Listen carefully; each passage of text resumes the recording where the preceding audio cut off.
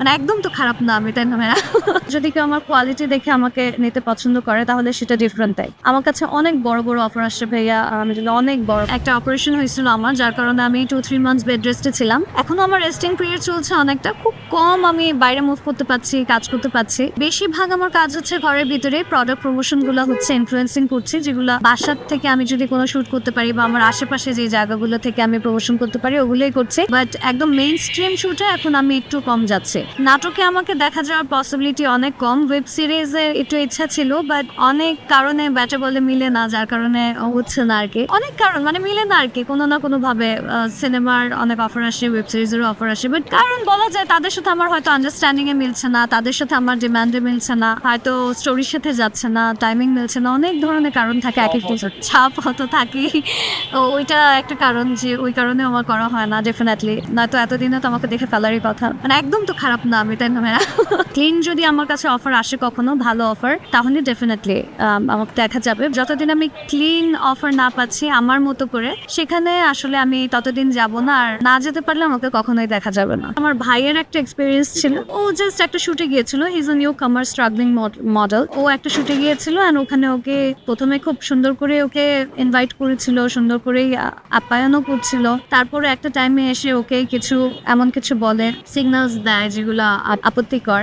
তো ওখানে না করাতে বেসিক্যালি ওকে শুট থেকে বের করে দেওয়া হয়। তো পরে এটা আমাকে অনেক স্যাড হয়ে কান্নাকাটি করে এসে বললো। অ্যান্ড দেন আই রিয়েলাইজ যে actually it's not about girls, it's not about gender. মানে আমরা যে এতদিন বলতাম যে মেয়েরা সেফ না বা মেয়েদের জন্য এই জায়গাটা একটুখানি টাফ, সব জায়গা না বাট কিছু জায়গাগুলো আমাদের জন্য টাফ, তখন অ্যাকচুয়ালি আমি ফিল করলাম যে ইটস নট জাস্ট আস, ছেলেরাও আসলে কিছু জায়গাতে এরকম ফেস করে। জেন্ডার এখানে ম্যাটার করে না, এখানে আর কি সিস্টেম বা প্যাটার্নটা আর কি একটু উল্টাপাল্টা হয়ে গেছে। কিভাবে সম্ভব আমি তো জানি না ভাইয়া, বাট আমি যখন স্ট্যাটাসটা দিয়েছিলাম, বেসিক্যালি স্ট্যাটাস দেওয়ার আগেও আমি কিছু জায়গায় শুনেছিলাম, অ্যান্ড স্ট্যাটাস দেওয়ার পরে অনেকে আমাকে নক দিয়ে বলছে ওরাও এগুলো ফেস করে থাকে ইন্ডাস্ট্রিতে, অনেক কিছু ফেস করে, যার কারণে অনেকে ইন্ডাস্ট্রি ছেড়ে দেয় বা যার কারণে অনেকে আর উঠতে পারে না, এই জায়গা থেকেই পুরো বিলুপ্ত হয়ে যায়, চলে যায়। বাট ওদের কনফিডেন্সটা অনেক বড়ভাবে ব্রেক হয়, ওরা অনেক আপসেট হয়ে পড়ে। যেরকম আমার ভাই অনেক ভেঙে পড়েছিল, অনেক কষ্ট পেয়েছে, কান্না করেছে, ওর যে কনফিডেন্স লেভেলটা ছিল ওইটা অনেকটা পড়ে গিয়েছে।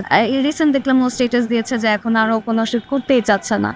সো এরকম আরো আছে যারা আমাকে ইনবক্স বলেছে যে তারা ফেস করার কারণে তারা এই জায়গা থেকেই চলে গিয়েছে। তো এই জিনিসটা আসলে প্রত্যেকটা মানুষের ডিফারেন্ট সিস্টেম থাকতে পারে, চাহিদা থাকতে পারে। বাট যেটা হতে পারতো সেটা হলো যে শুট থেকে ইনসাল্ট করে না বের করে দিয়ে হয়তো পরের শুট থেকে আর ডাকতো না, এটা হতে পারতো। বাট ওই যে বের করে দেওয়াটা বা তাকে ছোট করাটা, যে তোমাকে দিয়ে কিছু হবে না, এই জিনিসগুলো আসলে তাদের মেন্টালি অনেক ইফেক্ট করে। তারা তো ছোট, একদম নতুন আসছে। সো এটা যখন তারা বুঝে বা শুনতে পায় যে তাদেরকে এভাবে ছোট বুঝছে, তখন ধরেন এটাতে মেন্টালি অনেক বড় একটা ইফেক্ট পড়ে। আমি ডিরেক্টলি কখনো এভাবে ফেস করিনি, বাট দেখে এসেছি অনেক জায়গায়। আমার যেটা আপনি জিজ্ঞেস করেছিলেন যে কেন আমি মেইন স্ট্রিমে আসছি না, বিকজ আমি ফিল করেছি যে আমি আমার সেলফ রেসপেক্টটা আগে, আমি কম্প্রোমাইজ আগে আমি যে কোনো কাজ করতে চাই না। যদি কেউ আমার কোয়ালিটি দেখে আমাকে নিতে পছন্দ করে তাহলে সেটা ডিফারেন্ট। তাই আমার কাছে অনেক বড় বড় অফার আসছে ভাইয়া, আমি যদি অনেক বড়, বাট কখনো করা হয়নি। তো আমার এটা নিয়ে খুব একটা রিগ্রেট নাই যে আমি কেন করিনি বা আমাকে ওই জায়গাটা যেতে হবে, এখন আমি এই কারণে পাচ্ছি না।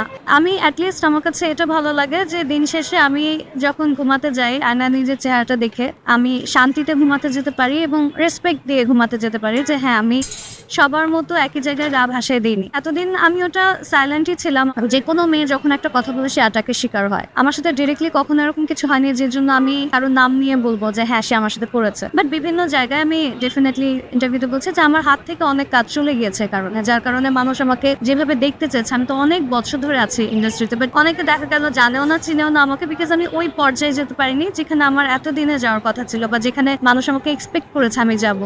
অনেকে চায় যে আমি যাব, আমাকে ফোন দিয়ে দিয়ে বলে যে তোমার তো এইখানে থাকার কথা, তোমার ছোট ছোট তোমার থেকে জুনিয়র এসে মলের এসে কোথায় কোথায় চলে যাচ্ছে, বিদেশে যাচ্ছে। আর সৌন্দর্যের কথাটা আমি ওটা বলবো না, বাট বিদেশে ট্যুর দিচ্ছে, ঘুরছে। আমার ফ্যামিলি ছাড়া কখনো বিদেশে ট্যুর দেইনি, আমি মা বাবা ছাড়া, ইভেন আমি একাও কখনো কোথাও মুভ করি না। এখনো আমার মা ভেতরে বসে রয়েছে, আমার মা থাকে না, তো বোন থাকে না, তো ভাই থাকে কোনো না কোনো জায়গায়। তো এই জিনিসগুলো অনেকের জন্য হয়তো একটু আপত্তিকর, তার জন্য আমাকে অনেক জায়গায় ডাকাও হয় না। ওই জায়গাটা আমি তখন ধরে নিয়েছিলাম যে হয়তো মেয়েরা একটুখানি ফেস করে এই জিনিসগুলো, একটুখানি কিছু কিছু জায়গায় আনসেফ আছে, যেটা আমরা অনেক জায়গায় দেখেছি, অনেক ধরনের নিউজ। তো এটা নিয়ে আমি কখনো ওভাবে বলিনি, মাথা ঘামাইনি। বাট সেদিন যখন আমার ভাই আমার কাছে এসে কান্নাকাটি করলো, বললো, তখন অ্যাকচুয়ালি আমি ফিল করলাম যে silence is not a solution. কিছু জায়গায় এটা বলতে হবে। মানে ইটস নট অ্যাবাউট গার্লস, মানে জেন্ডার এখানে কিছু না। ছেলে মেয়ে আসলে কেউই খুব একটা নিরাপদ না। সেটা শুধু মিডিয়া ইন্ডাস্ট্রিতে বলবো এটা না, কোনো জায়গায় আসলে মানে এখন এনভায়রনমেন্টটাই এমন হয়ে গেছে যে পাওয়ার থাকলে পরে উইকদের উপরে তারা এটা অ্যাপ্লাই করে। এই জায়গাটাই খুব দুঃখজনক। অ্যান্ড দেন আমার স্টেটাসের মিনিংটা এটাই ছিল যে এই প্যাটার্নটা কবে চেঞ্জ হবে, কবে তারা রিয়েল ট্যালেন্টকে অ্যাপ্রিসিয়েট করবে বা রেকগনাইজ করবে, কবে আসলে নর্মাল মানুষও যেতে পারবে। সো এটাই ছিল, এটা এছাড়া কিছু না। তো এই জন্যই আমি স্টেটাসে দিয়েছিলাম, কারণ ওর কান্না দেখে আসলে আমার খুব কষ্ট লেগেছিল।